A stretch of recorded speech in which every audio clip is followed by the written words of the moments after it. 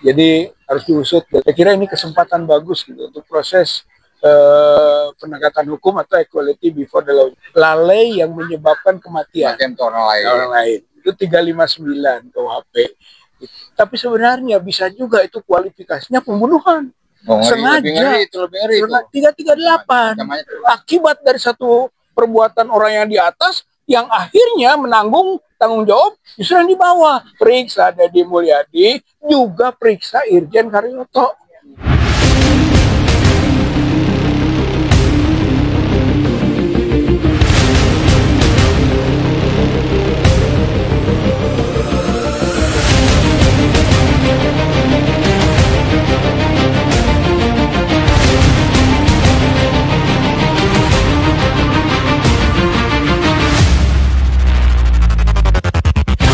Assalamualaikum warahmatullahi wabarakatuh. Hari ini kita akan membahas tentang fenomena yang terjadi minggu kemarin, ya Bang ya. Untuk menjadi perhatian kita, dan Kak saya juga udah ngebaca tulisan dari Bang Riza Padilla tentang pesta pernikahan dari anaknya Demul, Deddy Mulyadi, ya, Gubernur ya Jawa Barat. Betul. Gubernur Jawa Barat anaknya menikah dengan Bupati Garut, betul? Iya. Bupati Garut ini adalah anak dari Kapolda Metro Jaya. Wih, ini bener-bener ini dinastinya keren banget gitu ya. Jadi apa namanya, bisa begitu ya Bang, pengen juga gitu ya. Tapi ada hal yang sangat menyedihkan dari sisa-sisa pesta pernikahan tersebut. Karena apa? Karena terjadi tragedi yang sangat menyedihkan. Dan ini sangat menyedihkan kenapa? Akhirnya kita sadari bahwa kemiskinan itu sangat nyata di Jawa Barat, betul ya? Kemarin korbannya tuh 3 Bang. Jadi ada anak kecil, umur berapa ya lupa, saya 8 tahun kah? Kemudian ada umur 60-an, dan satu lagi ada anggota polisi, betul ya? Jadi ini sangat miris. Hal tersebut terjadi di pesta pernikahan anak seorang gubernur yang katanya sangat merakyat, yang katanya sangat viral di mana-mana kontennya, sehingga kita muncul pertanyaan, ada apa dengan Demul, betul ya? Langsung saja saya akan minta pendapat yang di sebelah saya, Bang Juju Purwanto. Bang. Wah, duluan nih Bang. Bang Juju. Iya. Purwanto. Assalamualaikum warahmatullahi wabarakatuh. Waalaikumsalam. Makasih sudah dikomentari oleh rekan Mary. Bang Rijal, Kang Rijal sebelah saya, dan ibu-ibu, mama semua aktivis kita. Jadi Bang, betul kalau kita mendengar berita 2 hari yang lalu kemarin kira-kira itu kita sama-sama miris sebetulnya. Miris dan prihatin. Kenapa? Karena di tengah kemeriahan di pesta para pejabat kita, ya, anak raja katanya gitu. Dia kan panggilnya raja ya. Wah, bukan main. Ada raja di Indonesia ini ya. Walaupun kita negara republik ya. Tapi ada juga yang menyebut raja. Ada satu lagi tuh raja yang di Jawa Tengah tuh, yang lupa. Raja Jawa katanya. Raja Sunda. Di sini raja Sunda sekarang ya. Gimana kalau negara republik ini udah ada menyebut raja-raja, kan repot ya. Kita kembali ke zaman era sebelum kemerdekaan dulu, kerajaan tuh kan. Raja-raja. Jadi miris kita di mana dalam di tengah arena keramaian itu, atau katakanlah pesta pernikahan putranya Bapak KDM ya. Iya. Demul. Dan putrinya salah seorang wakil bupati. Bupati mana itu? Garut. Bupati Garut. Bupatinya. Oh, bupatinya Bang, bukan wakilnya, bupatinya langsung. Nah, bapaknya bupati itu, wakil bupati. Kapolda Metro Jaya. Bapaknya wakil bupati itu Kapolda Metro Jaya. Bebesanan nih Demul. Nah, ini oke, siapapun tentu tidak mengendaki ya, tidak mengingini peristiwa, katakanlah peristiwa accident ini seperti itu. Karena yang paling miris depan kita, masa tidak bisa diantisipasi pengunjung atau tamu itu yang sedemikian membludak, diperkirakan lebih dari 1.000 orang ya. Lebih dari 1.000 orang. 5.000-an. Kira-kira begitu. Jadi sekitar 5.000-an orang itu apa tidak diprediksi, kalau memang mereka sudah mengantri, mengular sedemikian rupa, dan mengantrinya juga mengantri jatah makanan kan begitu. Kita kan sangat prihatin dengan tragis itu sampai akhirnya terjadi ya siapapun lah kita mengantri sesuatu makanan atau kue dengan 100-200 orang aja juga sudah, kalau tidak diantisipasi ketertibannya juga akan ricuh banget gitu. Dan ini memang faktanya seperti itu. Jadi kami ini nggak habis pikir ya, kenapa aparat keamanan situ maupun panitia resepsi pernikahannya tidak mengantisipasi hal ini, sehingga akhirnya terjadi tragedi kematian sampai akhirnya 1 orang polisi aparat polisian jadi korban, 2 orang penduduk jadi korban, demikian. Nah, tentu ini menjadi evaluasi buat kita semua gitu ya, dan para pihak yang terkait gitu ya, baik tuan rumah begitu seperti itu. Tentu dalam ini kita berharap agar pihak aparat keamanan aparat kepolisian untuk mendeteksi dan memeriksa sampai peristiwa tragis ini terjadi. Ya, kita udah sering kali ya, kadang-kadang peristiwa seperti ini bukan sekali 2 kali. Orang selalu bilang mudah-mudahan ini nggak terjadi lagi, tidak terjadi lagi, ya, tapi terjadi lagi, terulang lagi. Jadi seperti itu. Jadi kalau saya tetap mengimbau bahwa nomor 1 adalah persoalan keamanan. Jadi dalam hal ini sekali lagi aparat kepolisian, keamanan atau pihak-pihak aparat Pemda terkait itu tidak ada koordinasi yang solid ya di antara mereka. Ini kan suatu hajat besar sebetulnya. Hajat besar, hajat seorang pejabat Pemda gitu, anak gubernur dan anak bupati mengadakan suatu resepsi pernikahan. Anak wakil bupati kan mengajukan hajatan cukup besar, yaitu pernikahan mereka, tapi tidak antisipasi dengan baik gitu, sehingga terjadi korban. Nah, kami berharap sekali lagi, harapan kami adalah betul-betul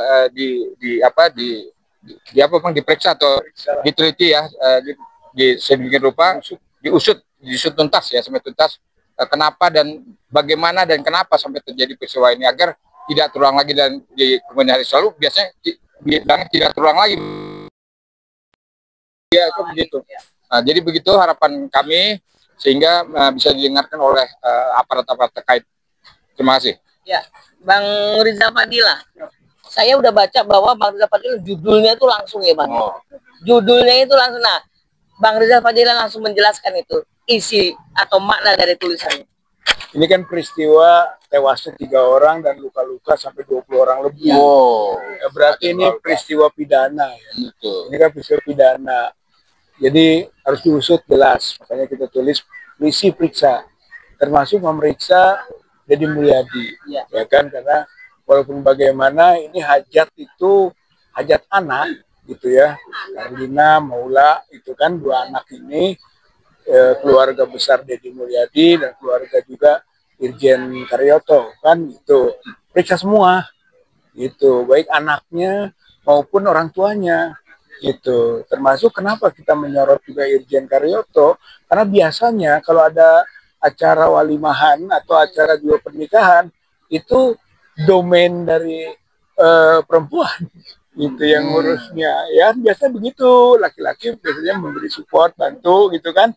Nah, perempuan ini berarti putrinya Irjen Karyoto gitu ya. Jadi kenapa semualah kalau menurut saya mah gitu kan, 2 petinggi ini harus juga memberi contoh kepada publik, kepada masyarakat tentang kepatuhan hukum, ya, tidak melihat siapa dan jabatan apa. Saya kira ini kesempatan bagus gitu untuk proses penegakan hukum atau equality before the law-nya, gitu kan. Nah, mengenai kenapa kita sebut pidana, gitu kan, tentu terjadi tadi peristiwa sampai tewas. Itu 2 kemungkinan. 1, lalai yang menyebabkan kematian orang lain. Itu 359 KUHP, gitu kan. Itu kemungkinan terbesar atau mungkin minimum lah. Itu adalah lalai menyebabkan kematian. Itu ya 359 KUHP. Tapi sebenarnya bisa juga itu kualifikasinya pembunuhan. Itu ya, sengaja. Lebih ngeri itu. 338. Namanya 338. Karena itu ada unsur sengaja. Sengaja dari mana? Sengaja itu ada 3. Ada yang disebut dengan offset als oogmerk, gitu ya. Sengaja dengan tujuan. Gitu ya. Jadi kita memang tujuannya supaya begitu, itu namanya offset als oogmerk atau dolus als oogmerk, bolehlah. Yang kedua adalah disebut dengan offset zekerheid bewustzijn, ya gitu. Jadi sengaja dengan kepastian terjadinya kemungkinan itu. Dan yang ketiga disebut dolus eventualis, yaitu sengaja dengan sesuatu yang bisa dibaca kemungkinannya. Jadi kalau misalnya mengumpulkan orang ribuan, gitu kan, kemungkinan terjadinya desak-desakan, kemungkinan terjadinya ada yang luka, terjadi bahaya, itu namanya kemungkinan. Itu eventualis gitu. Jadi sesuatu yang mungkin. Itu maksudnya offset juga, sengaja juga, gitu. Jadi ada 3 jenis itu kesengajaan itu.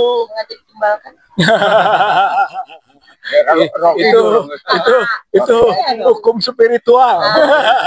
Ini hukum positif. Hukum formal, gitu kan. Jadi begitu gambarannya. Oleh karena itu sekarang usut terus, dan tidak mungkin itu dilakukan satu orang pelakunya, mesti ada penyertanya, itu ya. Tinggal nanti kualifikasi tanggung jawabnya. Sehingga kenapa nanti bertingkat, mungkin ada pelaku, ada berapa orang yang membersamai, gitu ya, medadadernya atau medeplehernya, ada juga mungkin yang dunplehernya yang menyuruhnya, gitu ya, menyuruh mengadakan kegiatan itu, itu kan, itu juga harus minta pertanggungjawaban. Atau mungkin outlocker itu yang menghasut lah, gitu ya, tapi itu kecil, tapi minimal sampai dunpleher. Maksud saya dari yang punya agenda, gitu kan, kemudian siapa yang melakukan pengamanan dan dia bertanggung jawab, sampai kepada yang menyuruh melakukan kegiatan itu. Kenapa? Katanya pertama Deddy Mulyadi bilang tidak tahu agenda itu, tapi setelah dikejar dan ada jejak digitalnya, gitu kan, videonya ada, dia tahu, bahkan dia diskusi dengan anaknya, mengundang warga, hayu makan sepuasnya, nonton sepuasnya, tertawa sepuasnya, tuh sampai ke situ, berarti tahu. Hanya dia ngeles lagi, itu kan malam katanya, saya tidak tahu kok jadi siang. Kata siapa nggak tahu. Kenapa begini? Kalau nonton dan tertawa bisa malam karena kesenian. Kalau makan ribuan orang nggak mungkin malam. Dan itu siang-siang kok. Akhirnya jadi siang. Siapa yang memindahkan ke siang kalau memang itu adalah malam? Tapi mungkin dari awal juga bukan malam, siang. Dan siapa yang bisa melawan Deddy Mulyadi? Bukan? Pasti semua juga kalaupun mau melakukan itu lapor dulu, minta persetujuan dulu, gitu, sehingga otoritas pasti ada di Deddy Mulyadi. Bukan yang orangnya welas asih, Bang. Ini korban dari kewelas asihan, salah kaprah. Apa betul itu adalah sukarela memberi makan? Jangan-jangan mau jadi konten lagi, kan? Karena biasanya begitu, dia tuh paling senang membuat sensasi, gitu kan? Nanti sepuasnya. Jadi jangan-jangan itu, makanya apa? Teliti, periksa, investigasi, semua yang terlibat. Saya kira ini adalah tuntutan hukum, gitu ya. Kita punya harapan kalau penegak hukumnya memang tegak dalam menegakkannya, insya Allah ada, gitu ya, akan ada bukti-bukti, itu kan, dari kerjanya. Tapi kalau hanya main-main formalitas, melihat jabatan-jabatan yang begitu tinggi dan bergengsi, mungkin saja diredam. Malah yang dikorbankan nanti yang di bawah. Ini berbahaya ini, jangan sampai akibat dari satu perbuatan orang yang di atas, yang akhirnya menanggung tanggung jawab justru yang di bawah. Kasihan, dikorbankan lagi yang di bawah, gitu. Jadi kalau saya mah tetap saja periksa Deddy Mulyadi, juga periksa Irjen Karyoto, gitu, karena itu kan di pihak perempuan. Jadi bebesanan begini nggak boleh ada satupun yang dilewatkan. Jadi saya kira itu dari saya, ya, harapannya mudah-mudahan memberi efek jerak. Jangan sampai urusan walimahan begini dimain-mainkan, gitu kan, dijadikan tadi sensasi. Oh, saya kan orang terkenal, pasti banyak yang mau bertemu, mau memberi selamat. Udah kita adakan aja acara makan seperti ini, inilah Sembrono kebaikan, ini ya. gitu kan. Jadi apakah betul itu welas asih yang dia sebut tadi itu, atau itu juga bagian dari akibat kualatnya, gitu kalau dalam tanda kutip ya, kualatnya mengganti rumah sakit Al-Ihsan yang sudah bernuansa agama dengan sesuatu yang bernuansa budaya yang membentur agama. Saya kira ini juga perlu menjadi perhatian dalam konteks keagamaan. Gitu. Terima kasih. Bang, sejauh ini abang udah tahu belum proses sudah sampai mana? Ya belum, karena hanya dia baru menyatakan bahwa saya siap diperiksa. Hanya baru begitu aja. Tapi apakah sudah ada langkah pemeriksaan dari Polda Jawa Barat atau belum? Saya tidak tahu. Kalau misal itu kan ada korban 3 nih. Kalau misalnya membayar korban aja dengan jaminan katakan ya si anak itu atau keluarganya atau siapa misal ya, apakah itu bisa Bang diterima? Nanti mau ditambah ya. Nggak bisa. Kalau peristiwa pidana gitu kan, walaupun memaafkan itu tidak menghapus pidana. Gitu. Itu hanya bisa nanti menjadi pertimbangan pengurangan. Gitu, keringanan gitu kan dari sesuatu pemidanaan. Tapi proses pidana tidak bisa hapus gara-gara dia menyantuni 150 juta satu orang, ya kan, selama ini dia lakukan itu, kemudian seolah-olah sudahlah saling memaafkan. Oh, nggak bisa. Ini bukan delik aduan. Ini delik umum, gitu kan. Pembunuhan ataupun kematian seperti ini itu delik umum. Nggak bisa dengan dimaafkan selesai. Nggak bisa. Dalam pidana nggak berlaku itu. Kalau untuk yang 359 5 tahun gitu kan. Ya, atau 55 gitu ya. Atau kalau yang itu lebih berat lagi 338, 20 tahun sampai bisa 20 tahun itu kalau dengan beratnya gitu kan. Tapi itu termasuk kualifikasi pidana yang pembunuhan. Ada perencanaan juga. Kalau perencanaan nanti 30 kena ya gitu. Kalau memang itu ada rencana, tapi kayaknya mah rencana tidak. Tapi kemungkinan pada 338. Jadi 359, 338. Termasuk ya minimal 5 tahun lah. Bang Juju, kalau misal nih ya ternyata penyelidikan kepolisian atau aparat cuma sampai segitu aja, kita harus melakukan apa nih Bang? Kok sepertinya apa namanya takutnya ada pembiaran lagi, kan maklum tuh Bang, gimana Bang? Iya, seperti kita ketahui kalau persoalan hukum ini menyangkut pejabat negara, apalagi yang top tadi kan, gubernur sampai Kapolda itu kan biasanya Bang, seolah-olah yang top atau yang di top kan? Iya, begitulah ya kan. Kita jangan terbiasa, jangan dibiasakan hal melanggar hukum dengan memaafkan, dengan kompensasi Bang. Ya dibayar sekian selesai, tidak. Tadi seperti Bang Rijal katakan bahwa ini unsur dolusnya kalau menurut saya istilahnya sudah pasti, sudah jelas ada gitu ya, ada korban yang meninggal gitu. Jadi ini tidak menghapuskan unsur pidananya dalam hal ini. Artinya prosesnya harus tetap berlanjut Bang. Persoalan bahwa ada musyawarah, ada kadede ya Bang ya, istilahnya kadede itu wajar-wajar saja ya. Kerugian ganti santunan seperti itu wajar, tapi tidak menghapuskan unsur pidananya. Jadi kami berharap sebagai wakil rakyat ini agar kasus-kasus seperti ini, apalagi menyangkut yang kaitannya dengan pejabat negara, janganlah dibiasakan karena seorang pejabat dia kebal hukum kan gitu. Equality before the law kata Bang Rijal tadi, ya harus terapkan pada semua orang. Ya, obstruction of justice tidak ada. Karena mereka pejabat polisi, kayak pejabat Pemda kayak Bang ya. Itu tidak ada lagi. Kalau giliran sama masyarakat kecil kok cepat sekali Bang prosesnya, ya cepat sekali ya. Nah itu harapan kami, hukum harus tegakkan setegak-tegaknya begitu. Terima kasih. Kalau memang cuma di stop sampai di sini saja, apa yang bisa kita lakukan Bang? Ya.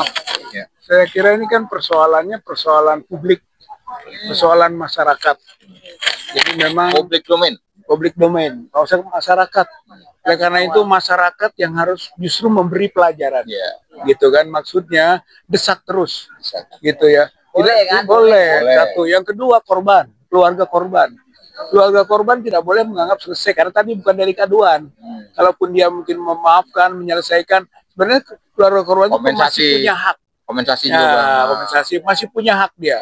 Masih punya hak untuk meneruskan proses ini. Betul. Jadi sebetulnya ada pengawasan di keluarga korban, kedua pengawasan di kalangan masyarakat publik.